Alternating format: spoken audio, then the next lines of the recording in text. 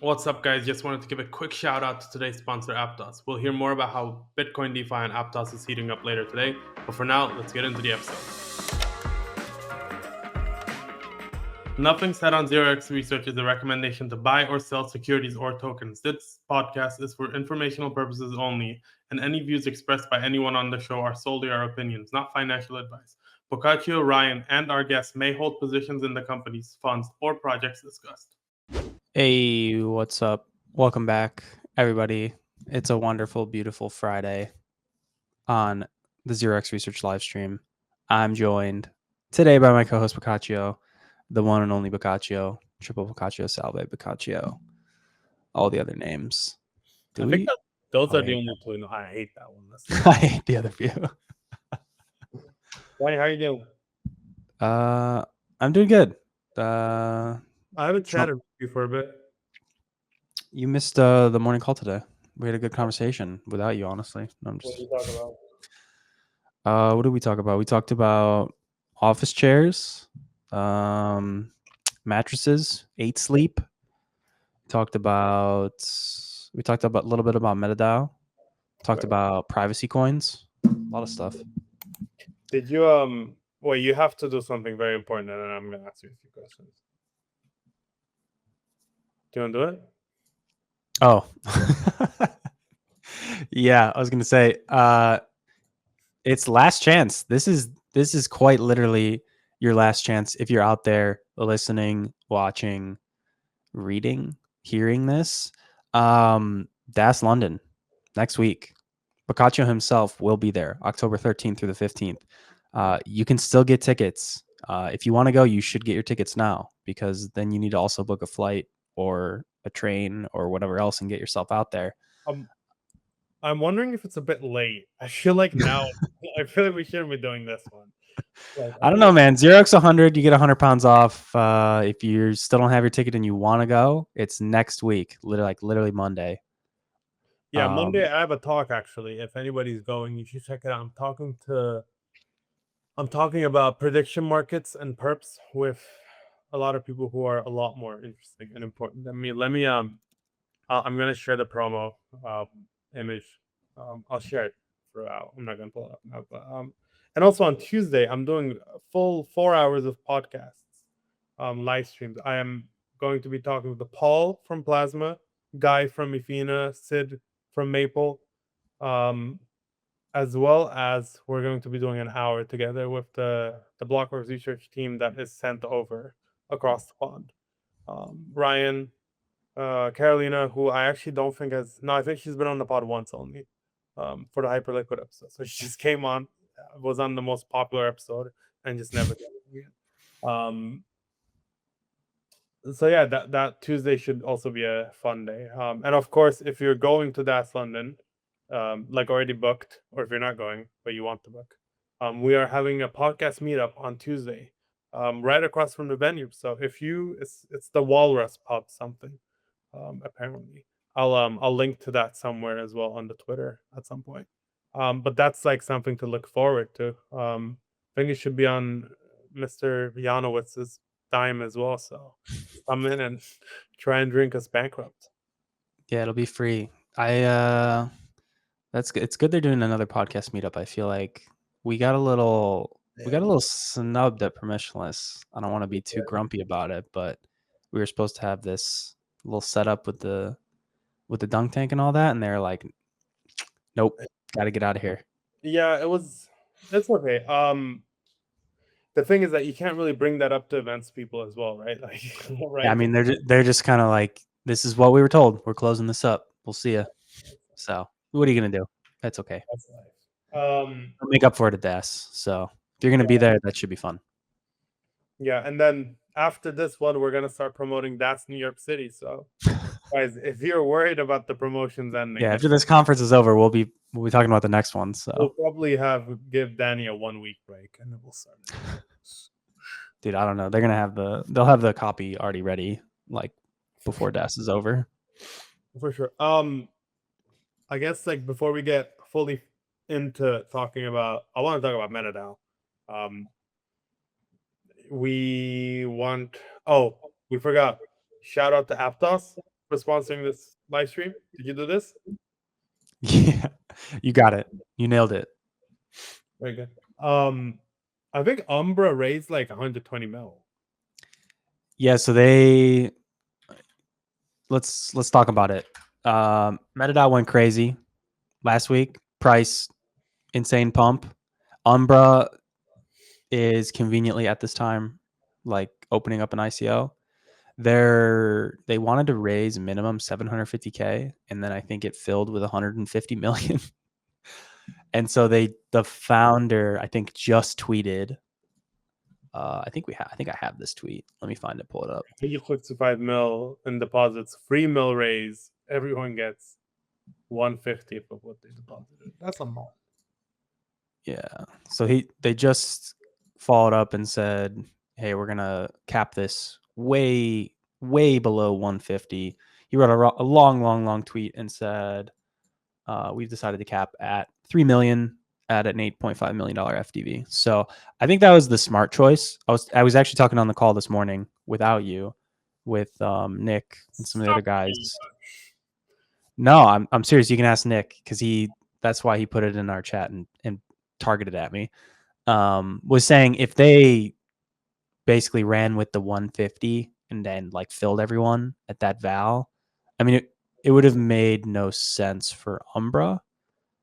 Given that they were asking for what, like 30K or so in run rate on the initial raise. So it's like they would have basically just gone and raised like $100 million that they can't use, and it would have opened at like a over 100, $200-300 million valuation for like a early, pre-product kind of like VC type of deal. Everyone would have been filled, and then it's like who's going to buy this now? And then if people ended up selling it and then it went below, and then it's kind of stayed below its kind of initial launch price, then they would have been open to potentially, being voted to return the funds, because that's kind of how MetaDAO works. So it would have been very silly to like take all that money. So I think it was the smart decision that they capped this much lower. Yeah, I thought it was really funny that they raised. Well, I put out a tweet and it was when they raised $80 million, and then apparently, Yeah. Well, they got deposited 160. It's good though. I mean, that's the ideal way that, like, if you're gonna do uncapped raises for VCs, you want to if you're gonna do uncapped raises for projects, you need to have a mechanism to, because or else you're just giving somebody, like, they probably wouldn't make 180 mil over the next 10 years, like until they finish the product, right? So then you would just be giving $160 million. Yeah. I mean, luckily, I think the good thing is, even if they had made the decision to not cap it, I think the discussion around this sort of highlights the benefits to MetaDAO's platform, at least when it comes to these ICOs, because the community then, if they raise that amount of money and then maybe it trades down, or even if it trades nowhere, like if it's just flat for 6 months, but the product is clearly not worth that, the investors on the platform can choose to vote to claw back the funds. And of course, the team has to, like, if they wanted to spend more of the money, like if they're like, oh, we just raised 150, like let's ask to burn like 15 mil a month or something. They have to put through a proposal, and then people have to vote yes. So I think luckily the platform is like well equipped to handle even very fun. Like there's a chance. Yeah. With a different mechanism, like they could have raised, a team, like a max extraction team could have come in, waltzed in on the narrative and then raised, 150 mil and cashed out, done no work, and everyone would be left crying. So I think the design here of MetaDAO's platform is, got to give them props. So yeah, it is cool. What is the MetaDAO FTV? I wonder if it was less than that, than the raise. It's not a bill. MetaDAO right now, yeah, let me check. I don't think it's quite that large, or even close to that. Like maybe a couple hundred, like 100 mil. Yeah, they raised more than the market cap of MetaDAO. That's pretty Yeah, that is funny. I think this is worth talking about too. Then, for MetaDAO specifically, they there is a proposal in right now from. Is it proposed by the MetaDAO team or is it proposed by DBA and Variant? It's proposed by DBA and Variant. That's what I thought. And I'll pull this up and share it. Small OTC, right? Yeah. Yeah. So I was just going to share the market because we can kind of look at how it's being traded, which is sort of the futarchy part of MetaDAO. But basically, they're proposing to do a $6 million OTC for MetaDAO to mint new tokens and for them to buy them basically off market at a discount to current price of MetaDAO tokens to give the team some additional runway. The proposal down here, it doesn't. Oh, it's showing balances. The proposal down here, they're talking about we could hire some additional team members and maybe grow a little bit faster.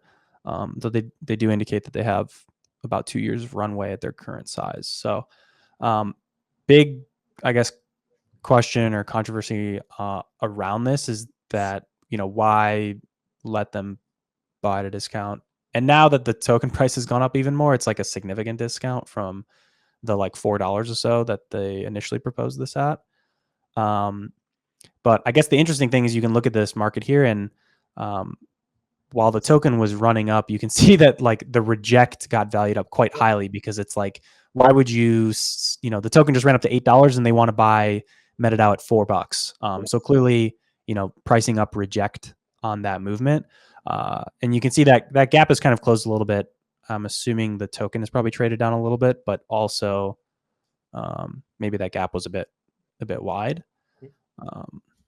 Is MetaDAO illiquid? I wish we had on no edit today, but I gotta check. Because I guess you can't really buy 6 mil of a token that's at 100 mil market. No, I mean let's see. Most of the liquidity's on Meteora. Yeah. I mean, this would also be used for the team specifically, so they would just use it as runway. I think it's not doing a ton of volume, like 7 mil. Yeah, I think DBA just got unlucky here. I can't imagine that an OTC thing that's very controversial normally. Yeah.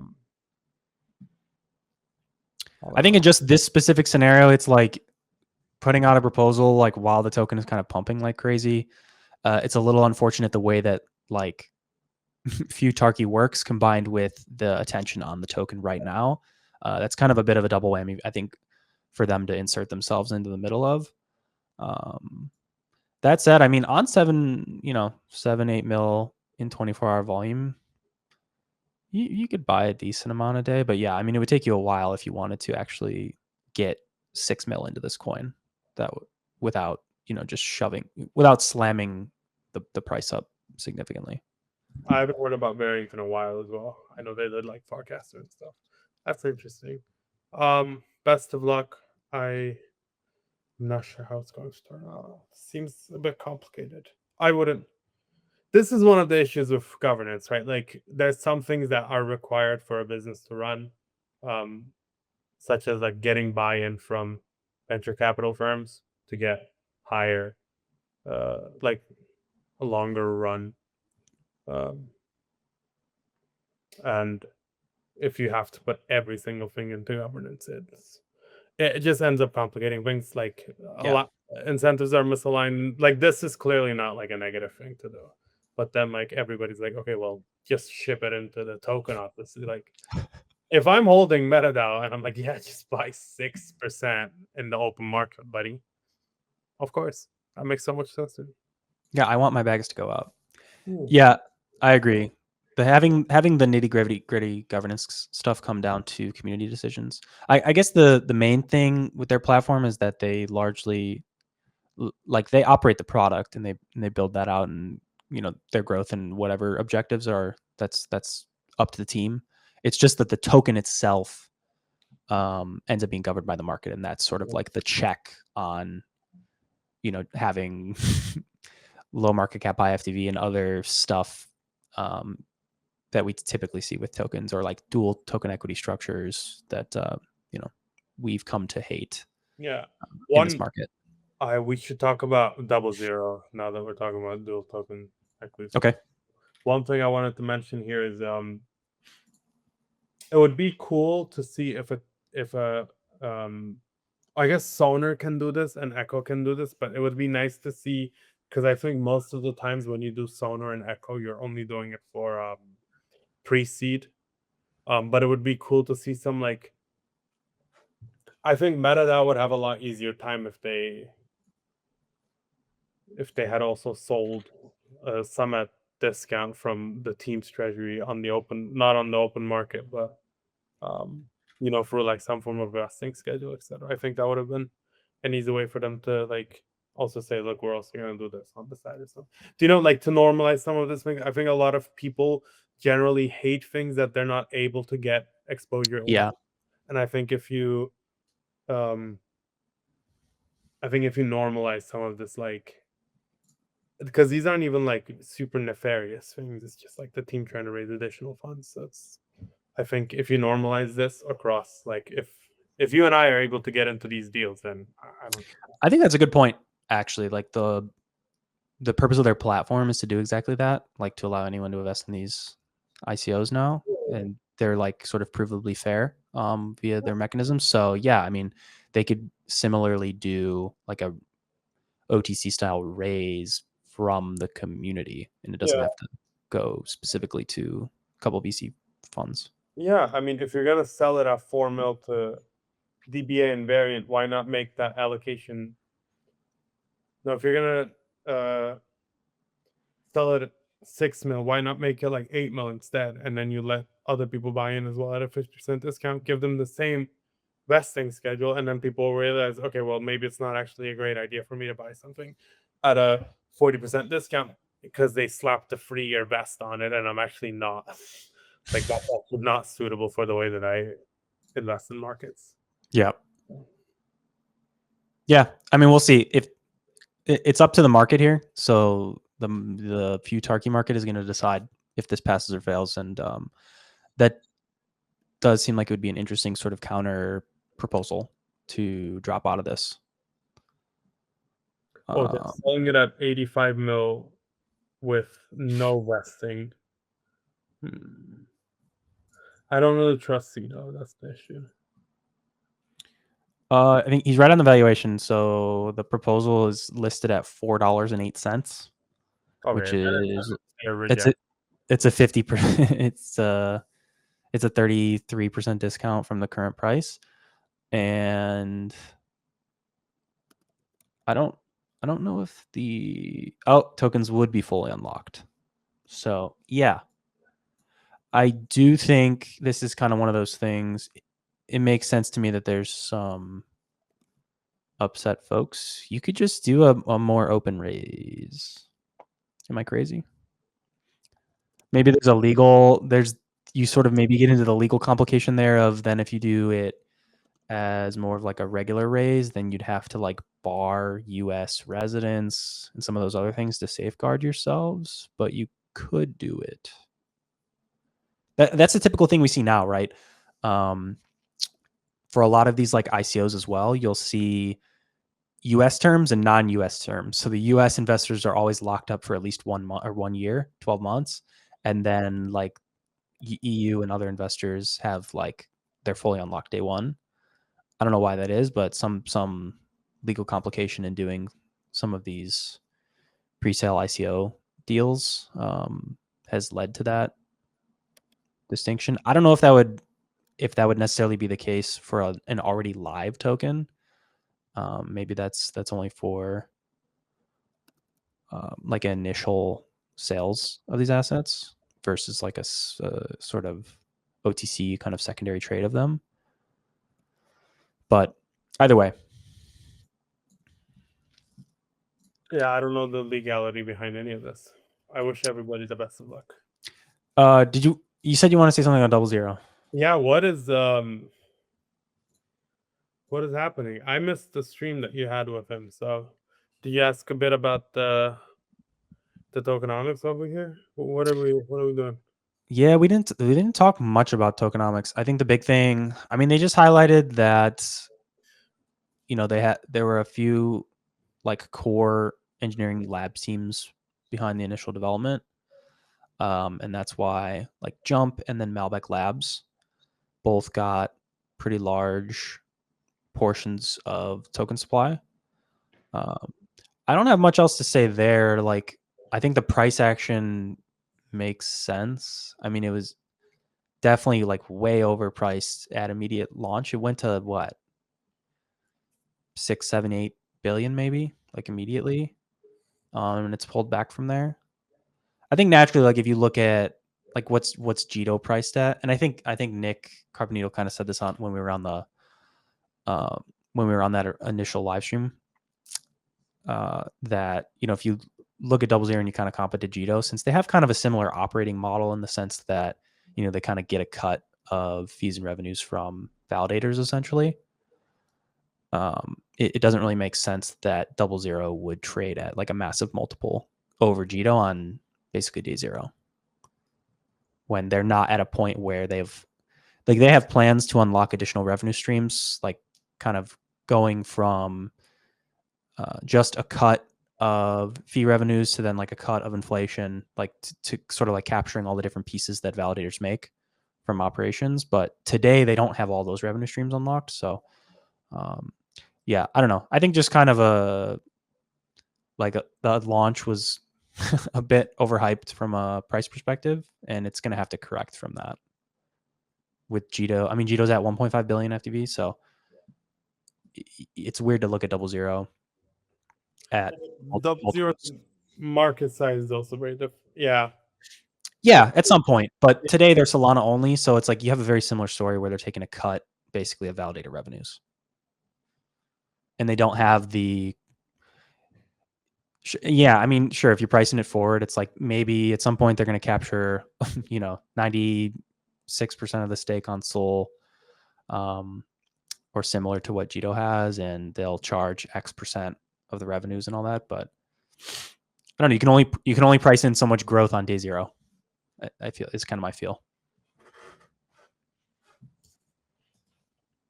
Yeah, I think they also got unlucky because they did. I think they launched at too high of a price, and then and I mean it's something that's going to take quite a bit of time. Yeah. To gain its meaningful form of traction. But some info. I was talking to Ian because he was telling me prior to the launch that they were not on DoubleZero. They weren't supported yet from like the links that DoubleZero had available, in terms of like access to the fiber network or what have you, were not available to them quite yet. But he said since then they're now kind of within that coverage area, or that's no longer an issue for them. And they've signed up. And I think the big kicker here is that DoubleZero has they have like 13 million SOL for their delegation program. And it sounds like that is a clear reason for a lot of validators to hop on board in the immediate term. Because it's like, even if they're going to take a cut of some of your revenues, if they're going to give you a big chunk of new stake to support you, then it's worth it. It kind of maths out in your favor. I think DoubleZero is also the first instance of a protocol we've seen where they've done like traditional startup style tokenomics, like allocations. Yeah. No airdrop. I think they did like a very small validator round, but apart from that, it's like all team, right? Mm-hmm. So I don't know. And I guess like that kind of suits them because they're very clearly trying to be like B2B. They're never gonna deal with you and I. Yeah. Same as with Jito, to be fair. Like, no, I guess Jito has Jito Sol, so they have to deal with you and I at one level, but like on the block engine side, they don't have to deal with us at all. So if Jito was just a block engine, I wouldn't even expect them to be to have a token. I'm kind of surprised DoubleZero has to have a token. Feels like they could have just not done a token and just kept everything in equity. I guess you need to give some form of incentive some way, but if you have Sol, yeah, I think since it's sort of like a classical Deepin Deepin style network, they need some. It's like, I don't know. Maybe it would probably be more. It's weird because they do have the delegation program, so like they do have a big stack of Sol that like hypothetically, I guess you could sort of inject into the network, but it probably just makes more sense to have your own token that's associated with the network. And the SEC just like, I guess they, you know, their lawyers or what have you have been speaking with them, and the SEC just dropped that no action for DePIN style network tokens broadly. So from that perspective as well, it's like there's the risk of any sort of risk associated with having a token here in this network. It has like evaporated. So I think it makes sense. It's just, I think the question mark is like, you know, historically the DePIN tokens have not really been massive like value earners. So they really need to like prove out that they can make this network token valuable through the revenues. And then I think that's kind of where the question mark of like, I'm assuming that they do have a dual token, like a token and equity structure right now. So that's going to be the question in the future is, are the revenues all going to go to like the token to buybacks? Does the equity side of the business get a portion of those revenues? How does that work out? That's always still a question in so many of these launches, which is tough to navigate. All right. Before we jump on to anything else, then I want to give a quick shout out to our sponsor for today's stream, Aptos. Bitcoin DeFi is heating up on Aptos. With nearly 400 million in BTC assets on chain, Aptos users can now earn yield on their Bitcoin via Echo aBTC and OKX's xBTC without the typical bridge risks and high fees. Thanks again to Aptos for sponsoring today's stream. Bach disappeared during the ad read. He has to hide during the ad reads. I guess the other one that we can talk about is Monad. We had Intern on a couple of months ago to talk about it. I think the big thing is we've all just kind of been waiting for this one. They did their initial test nets like beginning of this year, like February, I want to say. It was a long time ago. I wrote 2 reports, one at the end of last year, one at the beginning of this year, on some of the early ecosystem applications. And then it's been like, you know, more than half a year since then. We're still kind of waiting, but they did the Monad cards sort of like drop, or at least like, I don't even know what to call it. It's like a pre-drop like confirmation. Hey, you're getting a card. And I think we weren't really sure if those are going to be worth anything, but the Monad accounts have been tweeting lately, like mainnet is coming, like 95% complete type thing. The airdrop checker for Monad, which was a big question mark for a long time. Are all the Gmonad typers in the Discord going to get an airdrop? I think not really sure yet if that's going to happen, or if there's going to be a testnet allocation, or if it's just going to be the cards, anyone who received a card. Totally unclear, but October 14th next week, they're going to drop the checker. So I'm assuming here in like the next week or two, we should be looking at mainnet TGE launch of Monad. And I guess this is kind of still a relatively big one in terms of networks that we've kind of been waiting for to launch. I would say Monad, Mega ETH. I don't know if there's anything else. I mean, maybe Plasma is probably one you would have thrown up there before they launched, but they've already got the network out. Yeah. So those are probably the 2 like sort of big remaining ones that Monad and Mega ETH. Mega ETH, yeah. Mega ETH has the optionality to wait, right? Like they can not launch tokens because they're not. Yeah. Monad is Monad actually has some interesting things happening this past week. They had they released the cards 3 weeks ago, and then they're releasing the checker on the 14th. Yeah, 14th next week. Okay, and then but on Polymarket, a lot of fresh wallets have been created, and they're saying airdrop won't happen until the 31st. So interesting. Until after the 31st, so in November. So I don't think that we're getting a token in October. I think we're getting a token in November, which means that if you're in chain like Mega ETH and you want to take a risk, right? You want to be first to market. It's like when Monad are competitive. Well, it's true. Like you want to take a risk, you want to be first to market. You go launch next week. They'll launch token in 2 weeks and you're good to go.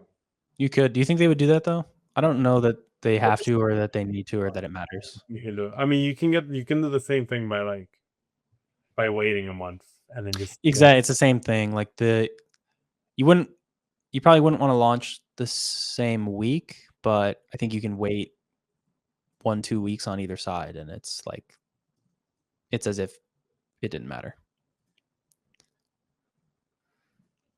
Yeah, we'll have to see. Mainnet is going to be the first network in a while that's kind of like more Solana-like, I want to say, in the sense that like Aptos and Sui kind of went for this,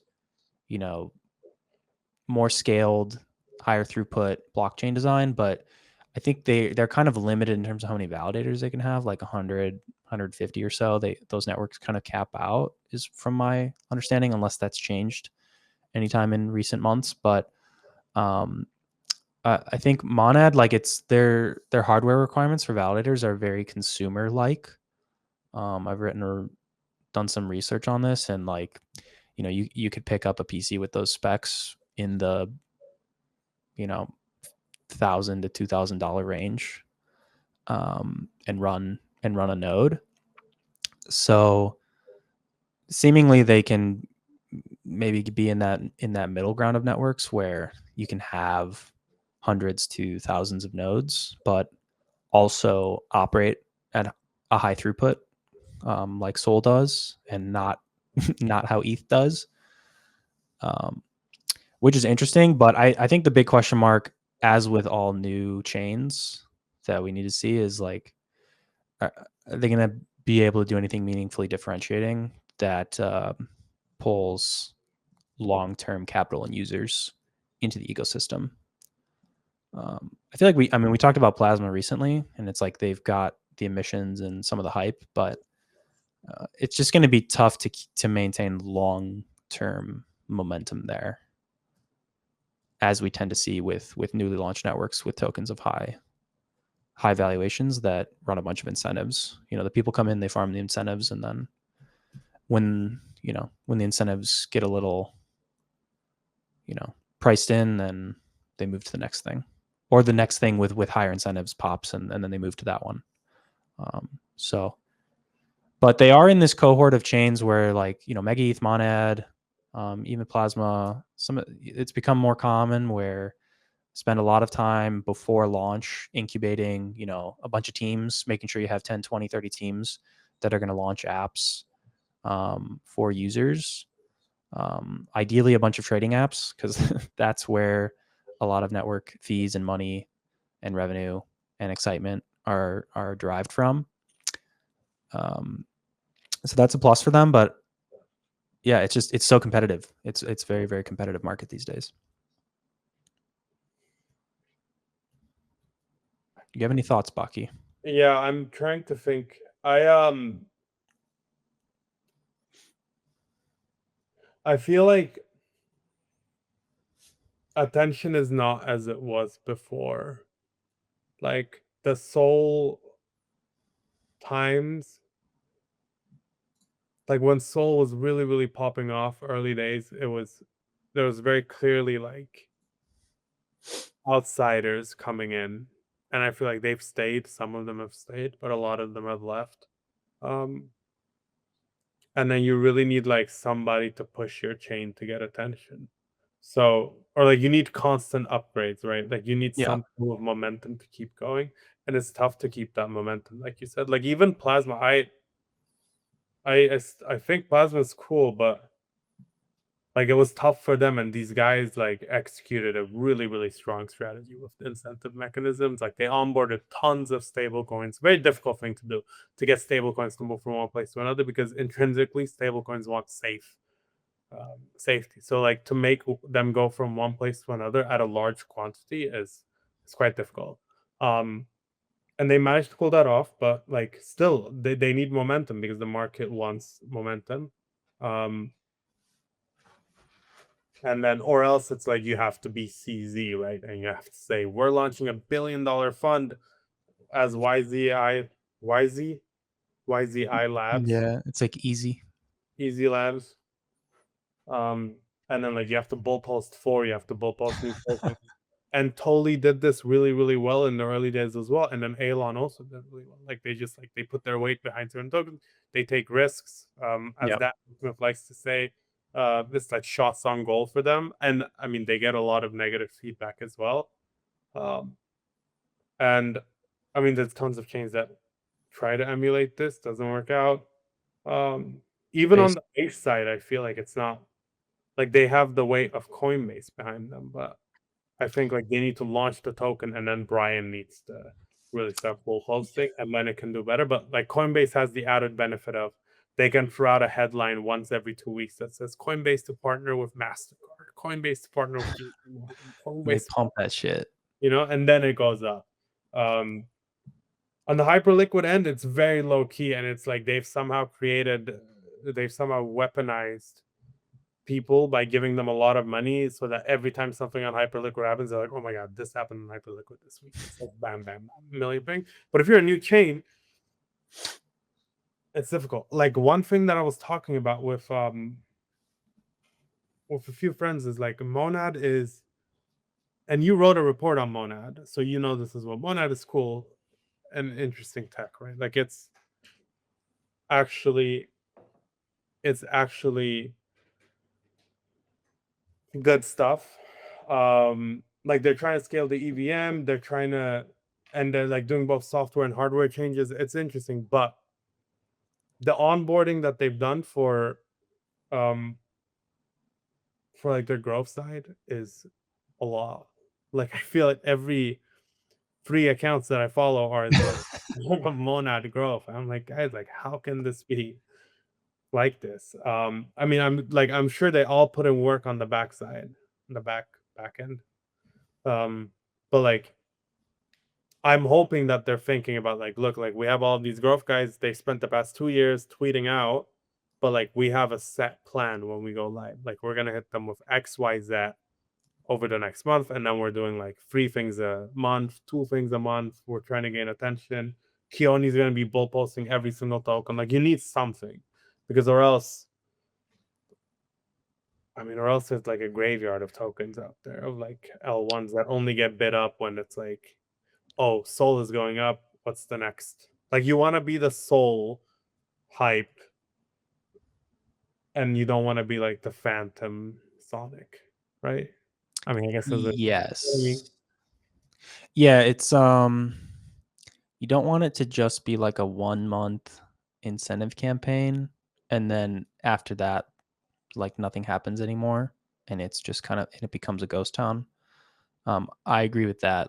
And I think you even see the difficulty of this like with CZ bull posting BSC stuff and Jesse and Brian Armstrong bull posting base stuff. It's like you see what happens in that people like ignore, like they don't pay attention to it for a month and then they bull post it a couple times in a week and it's like, oh, this is like, it's back, like let's go bid the stuff in the ecosystem, and then naturally like that fades again for a couple of weeks, and then CZ comes back and he says, hey, let's tokenize my dog on the blockchain, and then they pump all the coins again, and then he like goes AFK for 2 months and then he comes back again. And I think you see this with base as well, and like Zora is a really good example where it's like new Zora announcement, pump the token 5x, and then nothing really happens, and then new announcement, pump it 3x, and then people forget about it again. But yeah, you have to constantly have stuff coming out. Like ideally they would know like all their teams that are going to launch products and maybe even tokens, and like have that ready and have like a very clear roadmap of like, we're going to do early bridging or liquidity or whatever incentives, XYZ, this, that, the other thing for, these weeks, that weeks. And we know that like week 1, these guys are going to launch and we should talk about them. And then like the next week, we know these guys are going to launch. We're going to talk about them. Or at least just have like enough different things going on that you can kind of direct a community at the different on-chain things to do. Cause I agree with you that like Toli and Solana, like they already have like something of a core community that's like there, probably somewhat captive. Like you can just kind of see it. And even when the like meme hype sort of dies off or like pumps and then dies off a little bit, there's still like a baseline of trading that's happening on like Pump Fund, for example. So there is like an amount of people that are just sort of like relatively sticky, but having those like events every once in a while or like new things pop up that like drives up a new surge of speculative interest and it pumps all the chain metrics. So yeah, you have to be able to do that like consistently, like over and over and over again. So having good builders, having like constantly new products, having like new updates, I totally agree with you. Like it would be a good thing for them to have like that very mapped out or have like a very clear idea of how they want to approach that. Agreed. Hackathon's probably a huge thing on that end, and ideally, I guess you want like protocols to have their own hackathons as well, so that they can build protocols on top of the protocols. I mean, more tokens, more good. And they have a huge war chest, right? Like, I mean, they've raised over 220 million. Mainnet has. So, I mean, they have the funds to do. Obviously, I mean, they have a pretty big team, so that like all the growth guys, all the BD guys, etc. But different, they've done several hackathons already. A couple different like $1 million hackathons early to get some developers into the ecosystem kind of beforehand. But yeah, to do more stuff like that, to do different initiatives, to maybe do liquidity incentives. I don't know. That's pretty typical for an early launch, just to get some capital on the chain, because you kind of need that for people to do trading and whatnot. All of that. Yeah, we'll see how it goes. It takes time. I think it takes time. You need to like build that core like sticky user base at the bottom, and then like kind of have those different exciting events that like pull in external capital over and over again and compound it. Yeah, another thing here is like teams shouldn't think that they can do what CZ does. He can't. CZ can do whatever he wants. Yeah, you can't do what CZ does. It's heaven's mandate. There's money and power that and influence that certain founders have that others don't, and it's just not much you can do to compete with carrying things out. So I wouldn't rely on like tweeting once a month. Even Totally, like after his first, second, third tweet, you're like, okay, this is like I forgot. I mean, people aren't thinking about it, but Aster went very, very high after CZ tweeted about it, and he managed to do that. And he knows the game. Like I talk about this with Ryan as well. He just like CZ has been here since probably before it started, and he knows what people look at. He knows when to tweet. He's clearly looking at charts and tweeting through resistances and supports. Tweeting at the bottoms, yeah. Tweeting at bottoms. He's making bottoms. He's an insane guy. I don't think like as a founder you can attempt to imitate him. I think you need to develop your own strategy. And I think a lot of founders are hopefully going to figure out how to do it. Yeah, I think that's fair. Actually, what I think is interesting on the BNB side of things, and I don't know, there's so much being talked about over there, but they are doing this new, like they have Binance Alpha, which, and like in the Binance Wallet app, them and Base are kind of doing a similar thing where more and more they're like rolling out these products that are like on-chain connected, but also you're still integrated with the centralized exchange. But they rolled out like this new, they want to get meme trading and like they're calling it meme rush, but there's a bunch of meme trading activity from like forum meme and the launch pads and stuff on BSC lately. And so they rolled out this meme rush thing, but basically they want to get more people on their Binance Alpha and like Binance Wallet apps to trade in there, because obviously they make money. They make trading fee income from that as a business. But then it rolls into everything else they're doing. So then they've announced this like pre-TGE prime sale edition on the Binance wallet. And basically your eligibility is dependent on how many points you have from farming volume in Binance Alpha. So can I say something? Like, this is the type of crap that I hate, right? I know, yeah. But to me, this is like the worst type of user experience that you can have as like, but I mean, people like it. People use it. It's like it's like the complex, and I feel like this isn't something we do a lot in the West. To be honest with you, I feel like it's in the West, people try to do things quick. Like, you know how if you look at Japanese websites or Chinese websites, they're like a lot more condensed, and there's a lot of it like everywhere. versus like in the West, it's become like very minimalist and like very straightforward to do things. So I think I think some of the, I think in Asia you can get away with some things that you probably cannot in the West. But I mean, it allows you to launch 6 programs on top of one product when, like here, if you did like one product on top of one program on top of one product, it would be like, well, I think it's one of those things where I don't know. It's just like the way that Western versus Eastern like business like breakdowns and like product offerings are, but it's kind of like that everything app sort of thing that you see more frequently in the East. And I think Binance is really just, they're kind of leaning into that, where it's like, we have the centralized exchange, we have the on-chain, we have the DEX activity, we've got the, the TGEs, the token launches. So like, let's tie it all up. It's kind of like it's like a loyalty system. If you use the airlines, you earn points if you keep using them, and then you get free flights. But it's just like way more concentrated. And so it's like, if you do all your trading in here, then you get a bunch of points. And then it's like, when we do TGEs, you can get allocated, and it kind of compounds on itself. And I think that as a business, like that's obviously it's probably incredibly profitable for them. I'm sure that does a ton for them. And I think it's similar to, I don't know, if you look at something like Robinhood and some of the like fintech apps, I feel like there's definitely a shift where in the West, they're trying to go in that direction, but it's very difficult, I think, relative to the experience in the East, just because I think it's just harder to get a consumer to like do all of those different things in one app over here, unless you're like like Apple kind of has that for certain things where it's like, they can't do it all. Like they added wallet, which is good.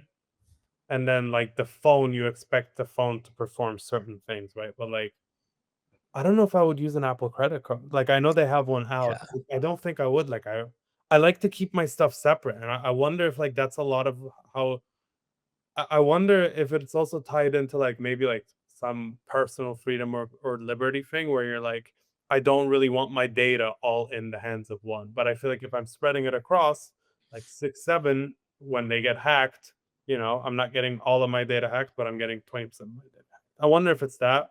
Like so we have quite strong like anti-monopoly things. I know that like in Japan for a very long time, they actually promoted monopolies because it was a more efficient way to run the economy. No, I'm being serious. This is for the 80s. I read about this recently. But anyway, like that's what I mean, right? a lot of Here, consolidation. you don't want to do that. So I wonder if it's related to that as well. But I mean, I'm thinking about it now. I don't think I use I feel like I separate apps perfect. Like I have very clear distinctions, right? Like if I was using Robinhood, I wouldn't use Robinhood for credit. Maybe like their card probably. I probably won't use it. Their card's very popular. Maybe I'm wrong. Probably. I think you're right in the sense that like historically it's been like that, but it does seem that we've been trending in the direction that it's becoming more common to try, like all these companies. I don't know. I think this is a thing that like Mark Andreessen says, but like tech has been like historically the concept of just like bundling and unbundling services. And so like in some cases it's like one company does everything, and so then a bunch of startups come in and they do like the individual thing for cheaper for each individual thing. And then in another case it's like, okay, there's a bunch of startups that do all those things cheaper, but then you can just have one company that does everything bundled all together, and it's like more convenient. And I think we just kind of like, sometimes the consumer kind of oscillates between those things sometimes. So it feels like we've been in more of like a bundling up type of market where, I don't know, more and more I feel like you see the businesses, it's like, okay, we're doing really well at this thing. Now let's offer this other product, get our people to use both of them. We're doing it in crypto as well, right? Like, Yes. there's no reason realistically for an aggregator, an RFQ system, and a DEX to be separate. And Jupiter realizes this and says, you know what, guys, like, we're just putting it all under one framework. And it feels like a market maturation thing as well. Like, I think for many years the products didn't really make that much money in the first place, so you really had to struggle to like find actual product market fit for your one product, much less 2 or 3. But now we're at the point where like the initial products work, they make money, and then it's like, okay, how do we make more money? You have to make more products or offer more services. So I think that's kind of natural. Yeah. Wow, that was a great topic. I was so heated up. Before I lose that steam, I want to give another quick shout out to Aptos, our sponsor for today's stream. With nearly 400 million in BTC assets on chain, supported by a secure, fast, and affordable MVM environment, Aptos has become the BTCFi growth chain. Aptos users can now earn yield on their Bitcoin via Echo's aBTC and OKX's xBTC without the typical bridge risks and high fees. With support from Echo, OKX, and Stacks' SBTC, Aptos is the place to go for best-in-class yield on Bitcoin. Appreciate the support, Aptos. Thanks so much to our sponsor for today's stream. What do... Man, I feel like we talked about all the things that We did. I was thinking about. We did. I don't know. I was having fun with that conversation. I was gonna mention that Yeah, go ahead. Solana did a lot of this very early. I think they essentially got a little bit lucky because while crypto is becoming more and more mature, they also got a lot of attention. So a lot of teams had to adapt very, very quickly. And they got very well funded. Like Jupiter made bank on fees, and they also launched their token. So they just made a lot of money, and then they could spend that money buying up other companies or making official some of the relationships that they had, like the Meteora backend side. And I think on ETH we're just starting to get here, but feels like everything is still relatively separate because people trust certain things. Like people trust Aave for lending.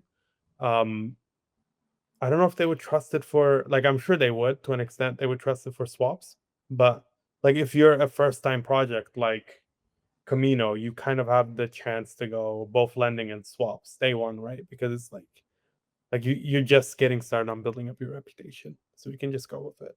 And I wonder if like some of these established players like Aave, and I don't think that they would care about this at all anyway, because they're capturing such massive lending, borrowing, and like money market activity that like they probably don't ever need to go into other products.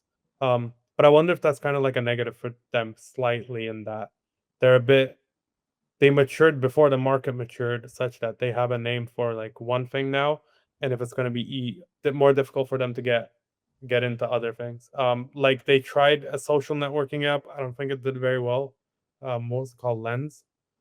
Social networking in general just didn't work out. They have their stable coin, Go, GHO. Yeah, I feel like that's kind of related to lending, so you can make it kind of work. It's still not doing particularly well, but it's not a bad product, I don't think. I wouldn't say it's a failure. I wouldn't say anything bad about Aave on stream because people might get upset. They'll kill you in the streets. That's 350 mil market cap on Go. pretty good. Like 350 mils. I mean, for Aave, it's not great, right? Because like Aave is such a massive player. Yeah. I mean, they have such massive overall deposits and lending volume, but I guess relative to the size of Aave itself in market cap, it's 10 to 1. If I was Aave, I would probably just work with, I don't know, Stripe, like a combination of me, Stripe, and a third large banking provider, and then go into like issuing a stablecoin for them and making that like an official Aave sponsor set. Like I think Ifina's doing this very, very well, in which they're very actively seeking white labeled stablecoins. Like they did the Mega Heath one, they're doing the Jupiter one, if I'm not mistaken. That's the next step, right? Like it's recognizing that, okay, there's a million institutions that are going to be onboarded on chain. They're all going to want stablecoins. If I'm going to get a pie of this, if I'm going to get a slice of this pie, I need to be involved somehow. For Ifina, it's launching stablecoins. For Aave, it's probably just all of that deposit flowing into you because you have the best name. But lending is also getting more competitive, like Euler,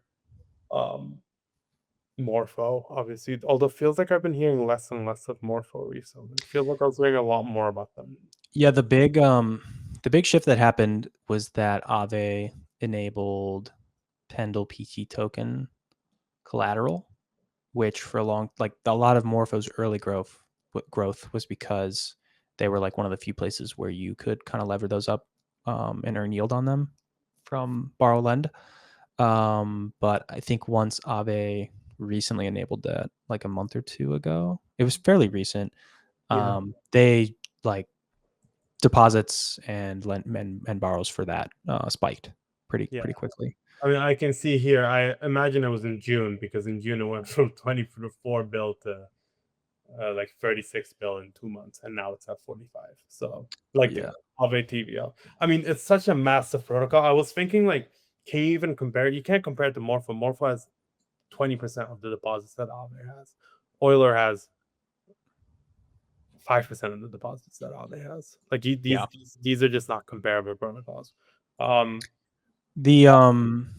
feel like the real story for Morpho specifically is that they're sort of like anointed as the base Coinbase lending app, which could be pretty meaningful for them like longer term if Coinbase is going to keep leaning into these like on-chain DeFi app integrations to the exchange, and if they just keep broadly like sort of generally growing as a crypto exchange platform, that seems pretty meaningful to their long-term growth. But I think maybe the downside for Morpho is that like it's still relatively early stage, and they have it's like their FTV is like 1.5 billion. It's like 50% circulating the supply, I think. But yeah, their FTV is like 1.5, 1.6 billion relative to Aave at like 4 billion. The like relative value there is pretty like questionable today based on the scale of the business. Yeah. But you can draw up the growth picture, I think, for Morpho because of Coinbase. It's just like how much do you value that growth? Yeah, Coinbase does have a lot of venues to expand at this point. Like, they have Base, which I think post token Base will. See, I'm hesitating a bit about what I want to say, because what I wanted to say is I think post token Base will do well, because I feel like not a lot of people have been farming Base. But on the other hand, I don't have the same insight that I think I used to have into like what people are farming, because the entire farming thing it got like so boosted in 2022, 2023. Like, everyone was wearing farming threads. Everyone was wearing airdrop farming threads. And then now it's back to that thing where nobody wants to share what they're farming anymore. Yeah. It's very private, like, which I think is good overall if you're like a farmer, a big airdrop farmer. So I'm not sure if it's like if a lot of it is from airdrop farming. I post token Base, I'm not sure how it'll do. What I want to say is that the token will probably do okay, and that will probably lead to increased activity. But they have a Coinbase name itself, which is getting a partnership a week at this point. Base post token, we'll see. I don't expect to do horribly. And then they benefit a lot off of the work that Aerodrome do, the work that Morpho do, the work that who else they have. They have a few smaller participants, like Avantis is one. Like, they're trying to anoint small pieces. Yeah. There's a bunch of teams that Coinbase Labs has backed that maybe aren't like necessarily integrated or anointed yet, but like, maybe at some point, or probably. I think Zora is kind of another one as well. Yeah, Zora's a good one. Zora changed I don't know why the hell they would do this. They changed their token launch date on their tokenomics. It used to be March 11th, and then they changed it to a different date. That's weird. There's like no reason that they could do this, right? What? It wasn't like a typo, was it? Like, if you go to like on chain,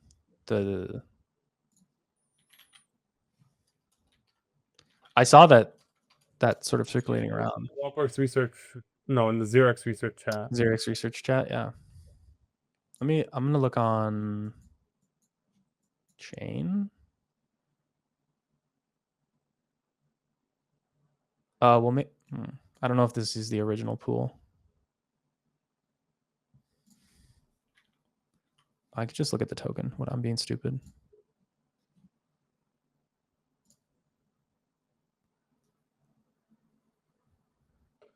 Yeah, apparently original used to say 11th of March. 11th of March. Yeah, I don't know what this guy was saying. Actually, I'm wrong. It's March 11th. It was deployed March 11th. February 28th. I'm just looking on base scan. The token contract was deployed 223 days ago on February 28th. But that's not necessarily when the TGE was. Well, I'd have to do a little more digging to find when it became transferable. I don't know. It's kind of like a funny thing to do, right? I mean, maybe it was just a typo. I don't know why. What did they change it by? 2 days or something? A few days? By 11 days, 12 days. Oh, that's strange. What did it used to say? Used to say, it still says March 11th. Oh, okay. Say February 28th or something. Oh, okay. So I think they probably just changed so the contract was deployed on February 28th, but that's not necessarily the TGE, right? That's when the contract was put on the blockchain, but the tokens probably weren't transferable yet. So they probably just changed it to when the transferable day was. Yeah. When the actual TGE happened. I guess it's just kind of like a fun thing to see. It's kind of whatever, yeah. Just like an interesting tidbit there. Yeah. Okay, it feels like if we're getting into interesting tidbits, we should end it. Shall I say our final prayer? Do we have one last sponsorship shout out? No, sponsor shout outs are done. Do you have a prayer that you want to share with the class though? I don't have a prayer I want to share with the class, but I have a few thoughts. Yes. With the class. We have the guys on Tuesday. I am doing like 3.5 hours, 4 hours of live streams of actually important people. Not that Danny isn't important, but I think it's going to be a really good time. I urge you to log on and listen. It is at 1 p.m. UK, which is 8 a.m. Eastern and 8 p.m. Singapore time. So it'll be live on Twitter. It'll be live on YouTube. Come check it out. I don't think I'll be able to read any questions off, but you can always tag. I mean, I assume people who listen to this are in the ZeroX Research chat. But if you are not, join that. And if you are already, you can ask me questions. I'm going to be interviewing Guy from Evina, Paul from Plasma, and Sid from Maple, as well as Ryan Connor, Carolina, David, and Westy, as well as other Blockworks research analysts throughout. So ask me questions about what you want me to ask them, and show up and listen to the live stream so that I don't get fired. Beautiful. Wake up 8 a.m. on Tuesday. Listen to Bach and all of his wonderful guests. I'm wondering if I should start doing a radio thing for like early morning.